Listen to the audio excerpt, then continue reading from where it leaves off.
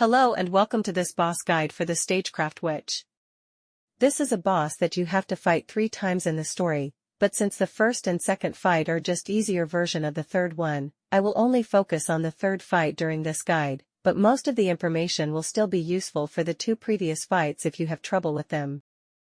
Now let's start with standard difficulty.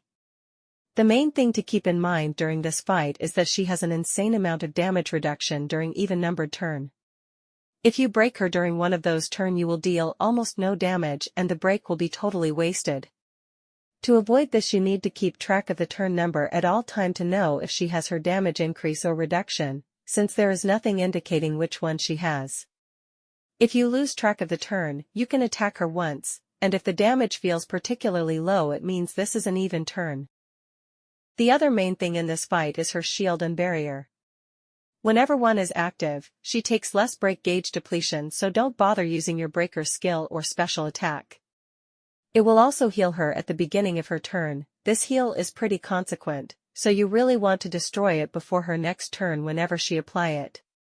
If you have trouble destroying it you can also use a character with buff removal to remove it instantly. I sometimes tend to use the terms shield and barrier interchangeably in some of my previous videos, but they are 2 distinct buffs. A barrier has a durability, and act essentially like a second health bar. Any damage dealt will go to the barrier until its durability is depleted, although some things like DOT can ignore the barrier and directly damage the health. A shield is a stackable buff that gives damage reduction. Every attack will remove 1 shield stack, and once every stack is removed the shield disappear. So to destroy a barrier you need to deal a lot of damage, and to break a shield you need to attack a lot. All of this was probably obvious for most of you, but I wanted to make the distinction clear before looking at her skills. Her skill set is really well-rounded. She has damage, debuffs, sustain, everything needed for a final boss. Her most annoying skill in my opinion is her MP recovery reduction. It makes getting your special attack really hard while this debuff is active if you don't have MP supports, so don't waste your special attacks, especially your healers if not necessary. She can remove all your buffs and all her debuffs at once. The buff removal is particularly problematic since it removes your barrier, and the fact that she can also apply ailments to your team makes Defender tricky to use without a healer alongside them. She can also debuff your attack and speed. The attack debuff makes breaking her barrier harder, but she never uses her barrier and her debuff in the same turn, so if you can destroy the barrier before she reduces your attack it's not a problem. The speed debuff and her action delay could also push back your sustains before they can heal or reapply their barrier, so keep your team as healthy as possible or save your healer's special attack in case this happens. Here is her skill rotation. You can pause the video if you need it, and it can also help you track the turn number. You can also note the fact that whenever she removes your buffs, she does it after attacking, so only using a defender as a sustain is still a viable strategy in standard. And as usual there is absolutely no differences in battler difficulty except her resistances, so let's move on. There isn't much to add for standard and battler that I haven't talked about yet. Keep track of the turn before breaking and you should be fine. There isn't a lot of changes in nightmare difficulty, but she's still much harder. All her skills and ability are the same, the only change is her shield. She now gets 10 shields instead of 4. So while you didn't even need to do anything in particular to remove it in standard and battler, in nightmare it's impossible to remove all of them before her next turn if you don't bring characters specifically for this. Her skills are all the same, but she uses her more disrupting ones way more often.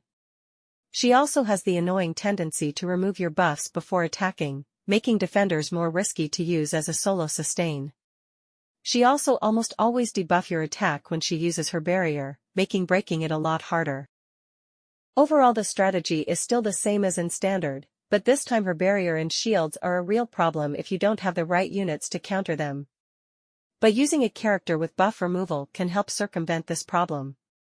Ayam is obviously a good choice, but it can be difficult to get her special attack because of the MP recovery reduction, so 3-star Hazuki is a good alternative, even if her debuffing capabilities are kinda low so the fight might take longer. If you don't need a buff remover, Mami and Moemura's action advance, as well as Ren's follow-up attacks are a good way to destroy shields, and they increase your damage a lot so it's easier to break the barrier. Hazuki is a really solid option if you need to take the fight more defensively by advancing your sustains. Since all of Walpurgis's attacks are AoE, Karika's damage reflection will remove 5 shields at once when your team is attacked. She also buffs your MP recovery while her barrier is active, making the MP debuff inflicted by the boss less of a problem, and even though the buff removal might be a problem, Karika passively give damage reduction to your whole team, so she's still a top-tier pick for the fight. Keith can remove the ailments inflicted by the boss, and she can give MP to your team, so just like Karika she can counter the MP recovery debuff. Pluvia Madoka might have worse breaking efficiency than Iroha since she's AoE, but her team-wide MP gain is really good, especially in this fight. Otherwise Lux Madoka is still a good option if you don't have any of the 5 stars breakers. And finally, for damage dealers, both Hamura and Matakami have an elemental advantage and deal a lot of single target damage, so they're the best choice. Oriko and Kush have an elemental advantage, but their low single target damage make them not that good, but it's still possible to clear with them. The boss doesn't buff herself, so as long as you can prevent her from healing it doesn't matter how long the fight takes, so you can use a double sustain team and kill her slowly but surely. But only using one sustain is still possible if you have good characters. That's it for this video. As usual, a video of the fight is available in the description, and if you have any questions don't hesitate to leave a comment. Goodbye and see you soon.